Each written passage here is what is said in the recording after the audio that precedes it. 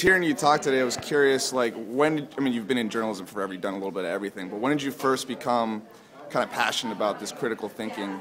Well, I mean, I worked in investigative work for a long time. When I was in television, we did a lot of investigative work, and I think this is sort of an extension of investigative reporting. In some ways, it's getting beyond the what happened to the so what. So in part, I think it's sort of a return to investigative roots, but it's also sort of enterprise reporting. It's just not repeating what somebody tells you is true if you can't find out if it's true yourself. You've got to do some work. You can't just keep saying what other people say and represent it as true.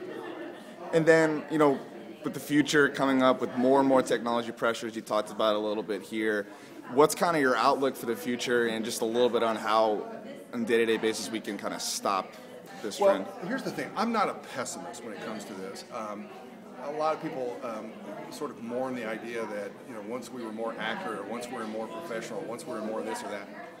I've been around long enough. I don't believe it. I think the quality of the students coming up right now, they're so smart and they're so aware. They're so technologically skilled compared to where I was when I was, you know, their age. And so I'm a lot more optimistic about that than some people are. But what we have to do now is constant training. In the old days, when I started as a reporter, you could learn a set of skills and sort of hone those, and it'd be good for another 10, 15 years. And now it's constant training, which is one reason why conferences like this are so vital. I mean, passing up 1 year's worth of training at a conference like this, and you truly miss things that could cost you in your business. This, to me, constant training is just so important for journalists. And, you know, other professions hold this to be part of their licensing.